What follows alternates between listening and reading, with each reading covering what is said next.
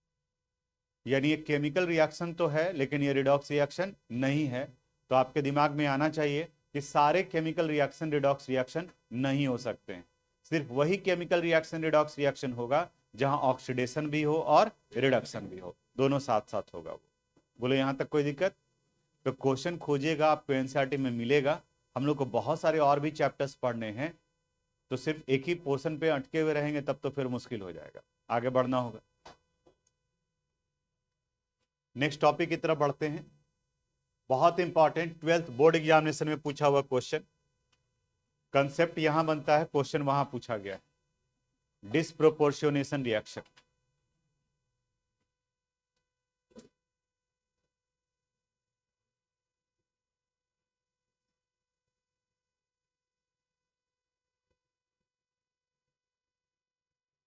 Disproportionation reaction, proportionation reaction लिखिए इसके बारे में। It is a type of redox reaction, it is a type of redox reaction in which a single substance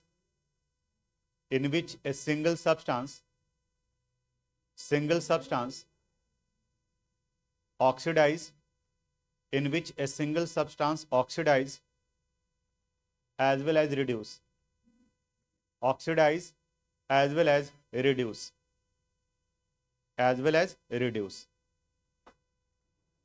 यानी ये वैसे redox reaction है जहां एक ही केमिकल सब्सटेंस का ऑक्सीडेशन भी होगा और उसी केमिकल सब्सटेंस का रिडक्शन भी होगा।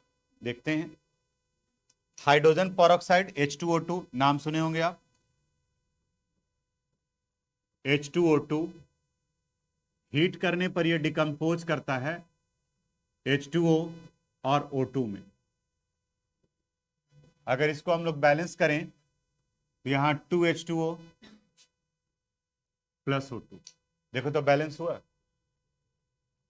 हाइड्रोजन 4, ऑक्सीजन 4, 2 and 2 4, बैलेंस है। ठीक, आप ऑक्सीडेशन नंबर बताइएगा।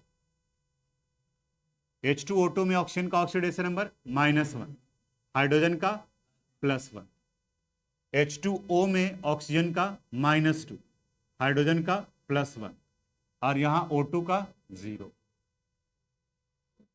ठीक है, हाइड्रोजन का +1 चेंज नहीं हो रहा है, ऑक्सीजन का चेंज हो रहा है। यहां -1 से -2 में भी कन्वर्ट किया और यहां -1 से किस में कन्वर्ट किया? 0 में। बताओ तो -1 से -2 कन्वर्ट कर रहा है, माइनस में कन्वर्ट कर रहा है, तो ये ऑक्सीडेशन हो रहा है, रिडक्शन हो रहा है, यानी यहां इनका रिडक्शन हुआ, रिडक्शन। और यहां -1 से 0 ऑक्सीडेशन, यानी इस जगह पर H2O2 ही ऑक्सीडाइड भी हो रहा है और रिड्यूस्ड भी हो रहा है। और थोड़ा सिंप्लीफाई एडवांस फॉर्म में कहा जाए तो H2O2 का ऑक्सीजन ऑक्सीडाइड भी हो रहा है और रिड्यूस्ड भी हो रहा है। रिड्यूस्ड होकर ये कन्वर्ट कर रहा है H2O में और ऑक्सीडाइड होकर ये कन्वर्ट कर रहा है O2 में। तो एक ही केमिकल सब्सटेंस का ऑक्सीडेशन भी हो रहा है और रिडक्शन भी हो रहा है। तो ये एग्जांपल हुआ डिसप्रोपोर्शनेशन रिएक्शन का। आपके लेवल में और 12th में भी इंपॉर्टेंट क्वेश्चन है, बोर्ड में पूछा हुआ है, रिपीटेड यानी कि एक बार से ज्यादा बार पूछा है।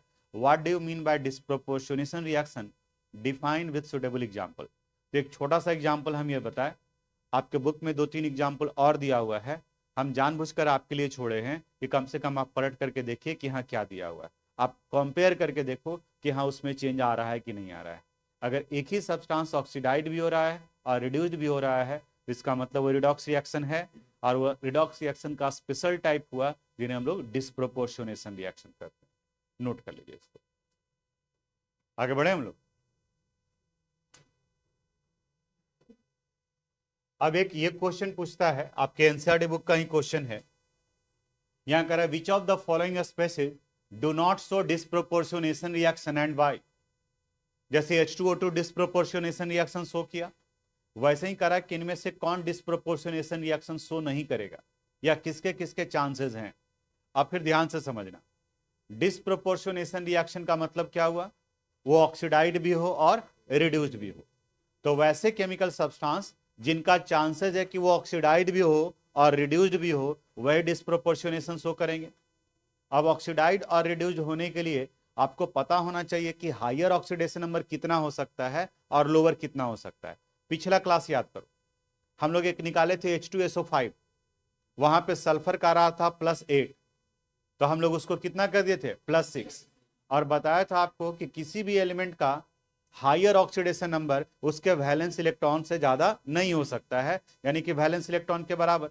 तो हायर वैल्यू तो पता चल गया, उसी तरह से लोअर वैल्यू उसके वैलेंसी के बराबर होता है, निगेटिव वैलेंसी के। जैसे आप यहां पर एक एग्जांपल से देखते हैं, उसको लिखे हैं हम लोग यहां पर, यहां देखोगे ध्यान से, नोट में लिखे हैं first point, if the oxidation number of an element is intermediate of lower and higher value then it can show disproportionation reaction. यानी जो कंपाउंड दिया हुआ है सब में हम लोग ऑक्सीडेशन नंबर लिखेंगे।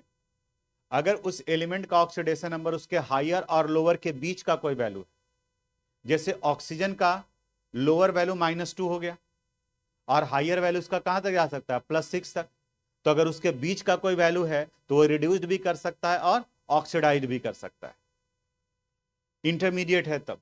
लेकिन अगर मान ले कि ऑलरेडी वो -2 है, तब -2 से तो कम नहीं हो सकता है, तब इसका मतलब वो डिस्प्रोपोर्शनेशन नहीं करेगा, वो सिर्फ और सिर्फ क्या हो सकता है, ऑक्सीडाइज।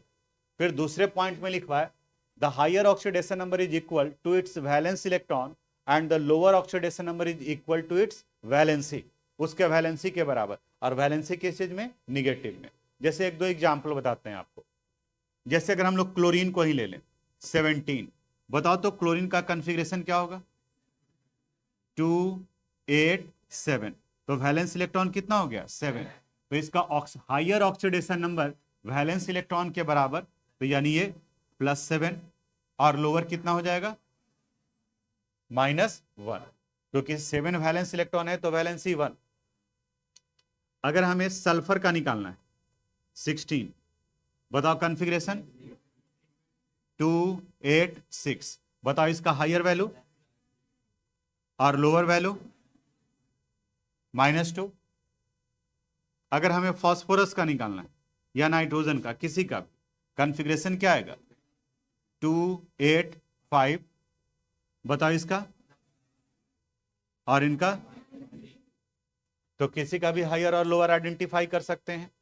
जब ये क्लू पता चल गया हमें, तो इसके पहले वाला जो क्वेश्चन था वहां पर देख करके हम लोग बता सकते हैं कि किनका होगा नहीं होगा, उस पर आते हैं हम लोग। पहले आप ये नोट में ये दोनों पॉइंट लिख लो और इसको नोट कर लीजिए।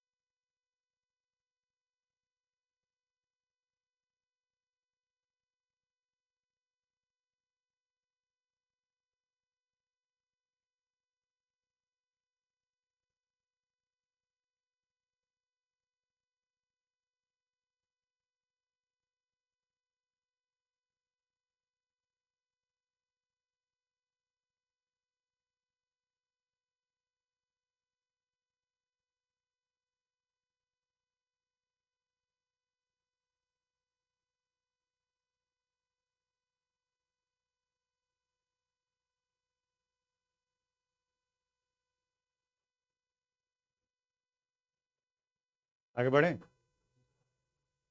हटाए ना इसको।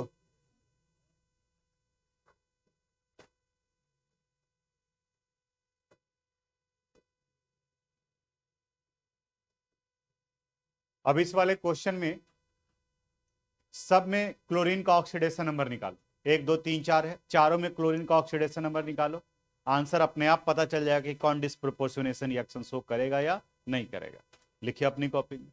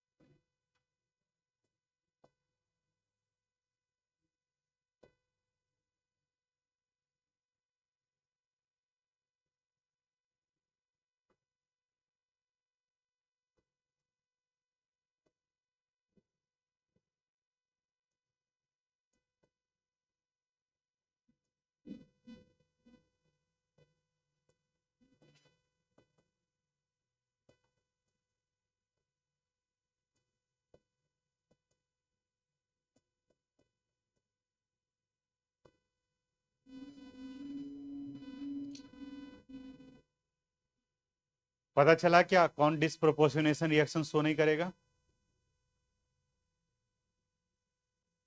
अभी निकाल ही रहे होंगे।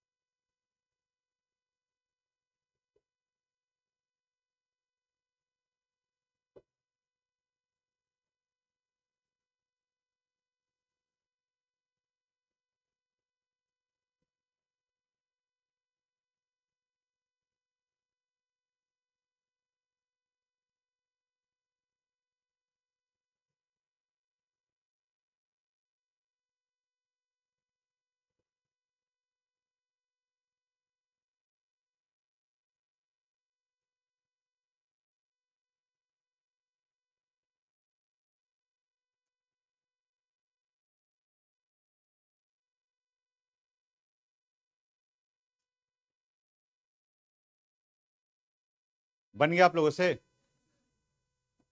बताओ इसका आंसर क्या होगा?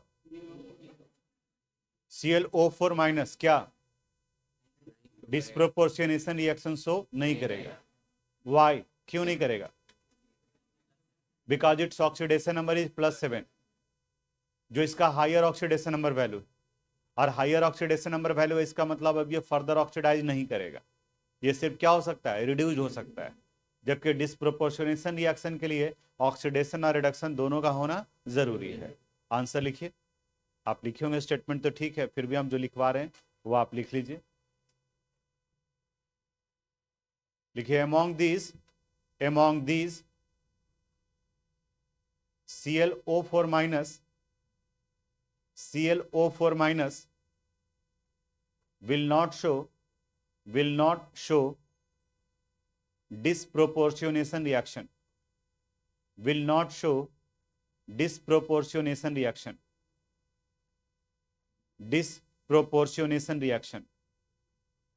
because in it the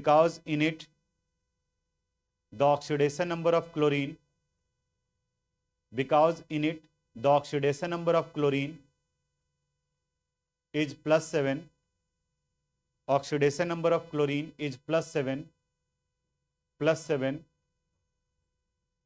which is its highest value, which is its highest oxidation number, which is its highest oxidation number value,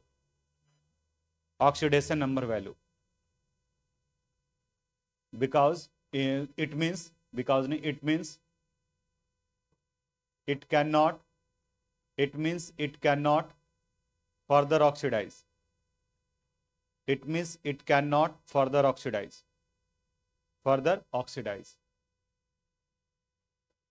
बोलो क्लियर है?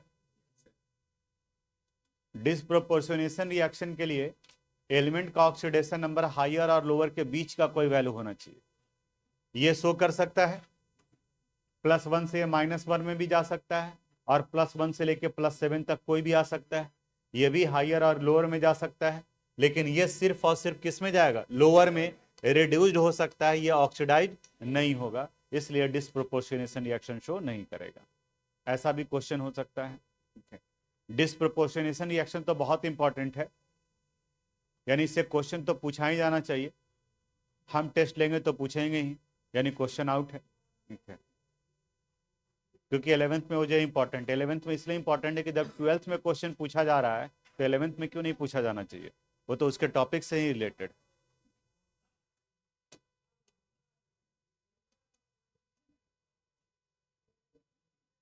नेक्स्ट लिखो स्टॉक नोटेशन, फिर बताते हैं इसके बारे में।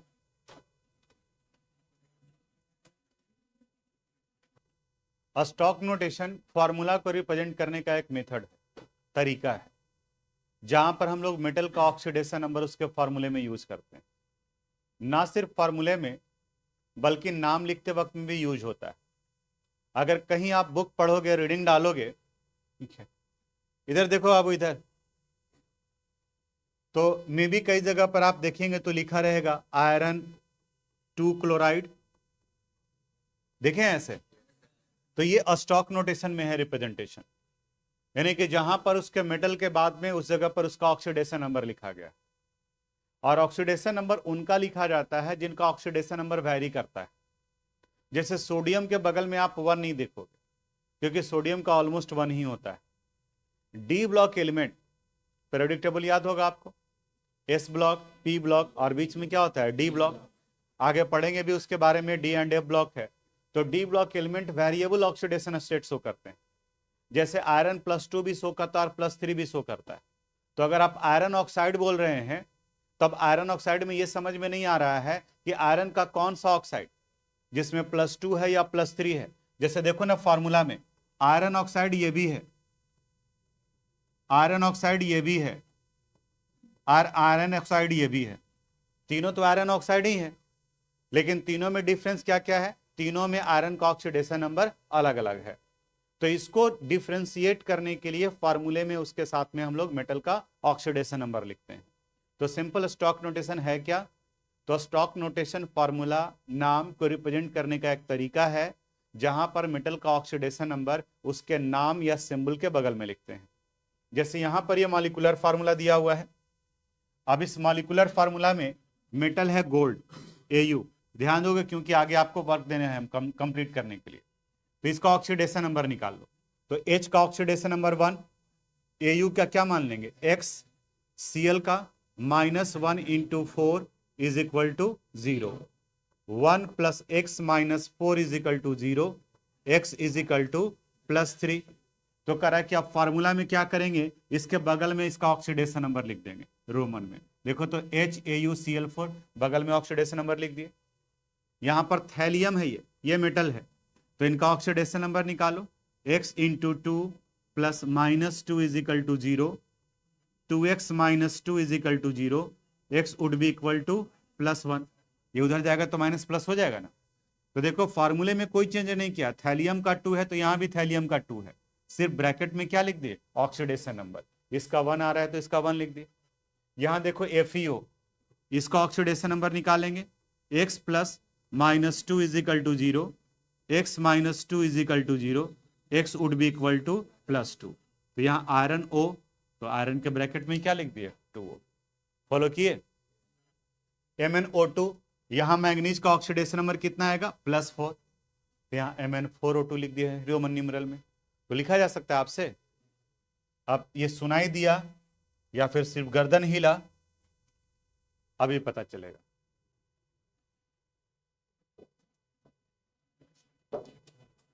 आप लोग भी बनाइए और इसको लिखिए, तब तो पता चलेगा कि सो गए हैं कि बैठे हुए।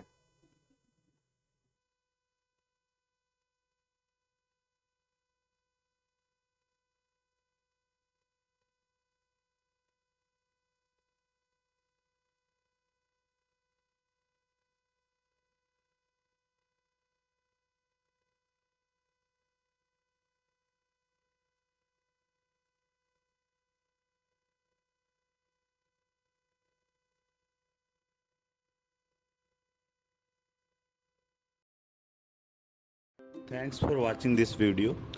अगर आपको कोई प्रॉब्लम है, अगर किस तरह का समझने में कोई दिक्कत है, तो आप मुझे मैसेज कर सकते हैं। हम अपनी तरफ से पूरी कोशिश करेंगे उसे रिप्लाई करने के लिए।